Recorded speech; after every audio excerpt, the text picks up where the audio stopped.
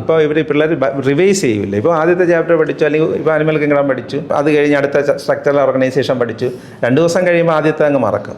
Revision കൂടെ വേണം. അത് ഏറ്റവും പ്രധാനപ്പെട്ട ഒരു കാര്യമാണ്. ഇവിടെയാണ് ഐൻസ് ലേണിംഗിന്റെ ഏറ്റവും പ്രധാനപ്പെട്ട, കേരളത്തിൽ ആരും തന്നെ ഇതുവരെ ഇൻട്രൊഡ്യൂസ് ചെയ്തിട്ടില്ലാത്ത ഒരു പ്രധാനപ്പെട്ട ഒരു കോൺസെപ്റ്റ് ഉള്ളത്. ദാറ്റ് ഈസ് കോൾഡ് ഐൻസ് ക്യാപ്സ്യൂൾ ടെസ്റ്റ് സീരീസ്. എല്ലാ ദിവസവും കൃത്യമായിട്ട് ഒരു 10 ക്വസ്റ്റ്യൻസ് നമ്മുടെ മക്കളെ കൊണ്ട് കൃത്യമായിട്ട് എക്സാം എഴുതിപ്പിക്കുന്നുണ്ട്.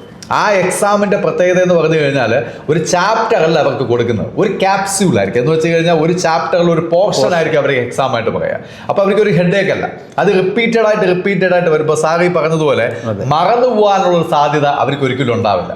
അതായത് ഇവർ ഒരു 4-5 മാസം കഴിയുമ്പോൾ 1ാമത്തെ മാസം പഠിച്ച കണ്ടന്റുകൾ മറന്നു. പക്ഷെ നമ്മൾ അനുവദിക്കില്ല. ഇതാണ് ഐൻസിന്റെ ക്യാപ്സ്യൂൾ ടെസ്റ്റ് സീരീസ്. അത് വളരെ വളരെ എഫക്റ്റീവ് ആയിട്ടുള്ള കാര്യം നമ്മുടെ മക്കൾ, നമ്മുടെ റിപ്പീറ്റ് മക്കളിൽ വളരെ എഫക്റ്റീവ് ആയിട്ടുള്ള ചേഞ്ചാണ് വരുത്തിയിട്ടുള്ളത്. കാരണം അവർ പഠിക്കുന്ന കാര്യം അവർ മറക്കുന്നില്ല.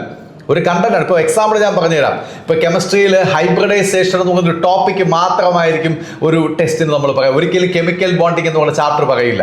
വേറൊരു അവസരത്തിൽ ഗ്രാവിറ്റേഷൻ എന്ന് പറയുന്ന ചാപ്റ്ററിനകത്തുള്ള ഓർബിറ്റൽ വെലോസിറ്റി മാത്രമാണ് ടെസ്റ്റിന് പറയാം. ഇത് ചിലപ്പോൾ 2-3 ആഴ്ച കഴിഞ്ഞിട്ട് ഈ ഓർബിറ്റൽ വെലോസിറ്റി വീണ്ടും വരും. അപ്പോൾ ഇവ എങ്ങനെ മറക്കും?